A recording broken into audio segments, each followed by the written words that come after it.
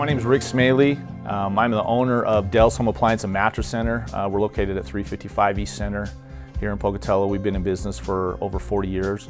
And recently we just also opened another business here inside our store. It's called Infinite Discs.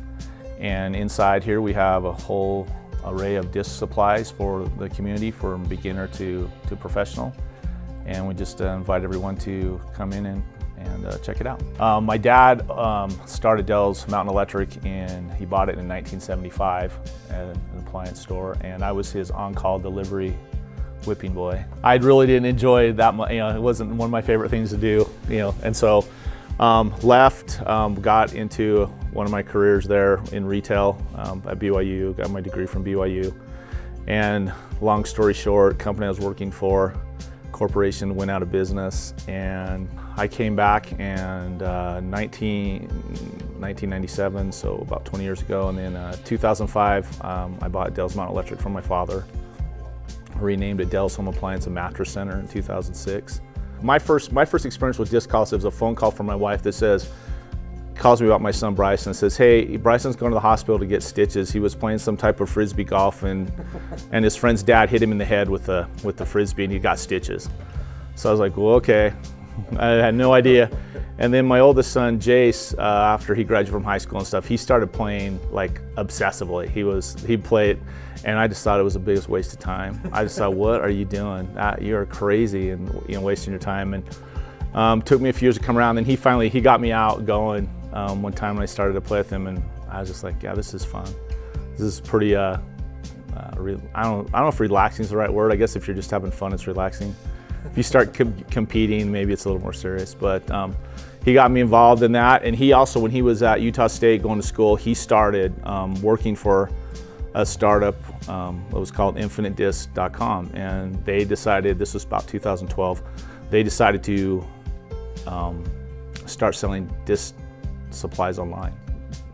And so they started in Logan, Utah in 2012, and Jace just happened to be he liked the disc golf, and so he started working for him and helping him and shipping out orders, and it was pretty much his job all through college and then some. And so that's where Infinite Discs was started. And then a few years ago, we decided to try and have a store here in Pocatello, and so kind of loose, but anyway, we use the brand of Infinite Disc.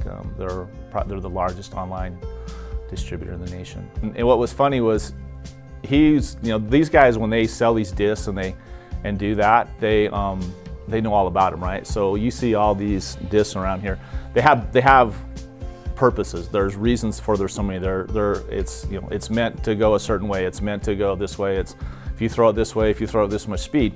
So the funny thing is when we first started playing, I didn't have any discs. So we would go to the park, and Jace would open his trunk of his car, and his back of his trunk's just full of discs, right?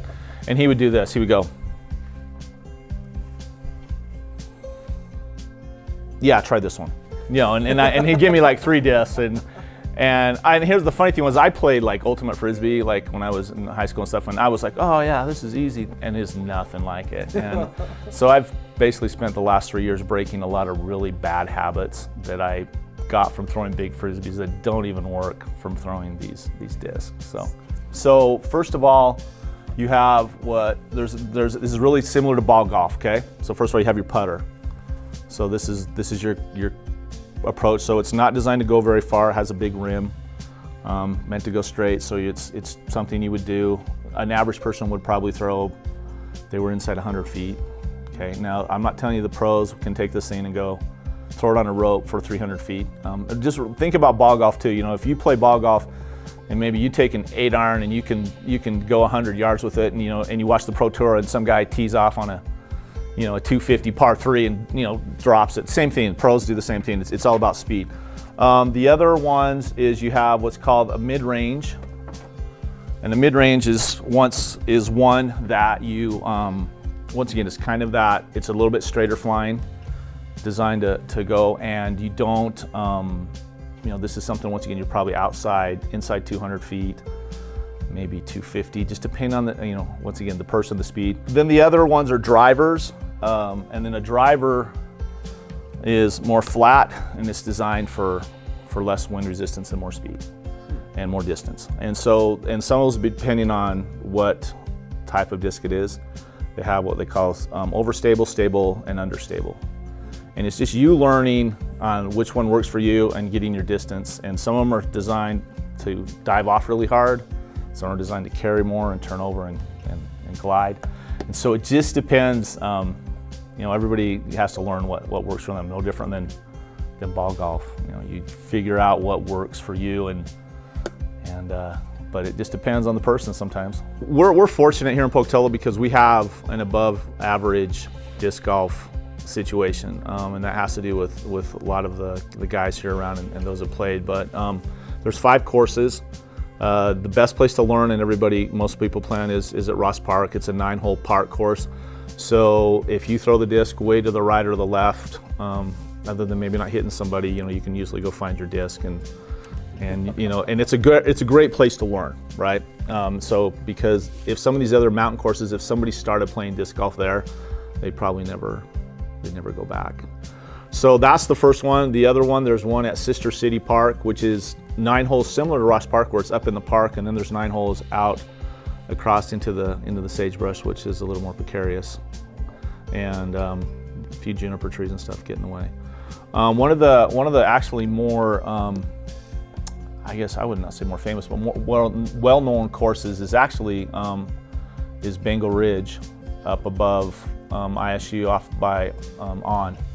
And that course was put in several years ago, and it's a challenging course. It's 18 holes, and you play up the side of the mountain and back down, and up the side of the mountain and back down. It's pretty physically challenging and demanding, and a lot of the locals that have played for all, that's where a lot of them where they learn to play. And so there's a loyalty to that course that everybody uses too. Most recently, within the last year and a half, up at the Nordic Center, the Meat Creek Nordic Center, in partnership with the city, we installed 2 18-hole mountain courses that we cut in and out of the Nordic ski tracks that they use in the winter. And so these are very challenging courses, and they're meant to be. They're designed to make more of a destination disc golf place for not only the community, but for the surrounding community to come and play.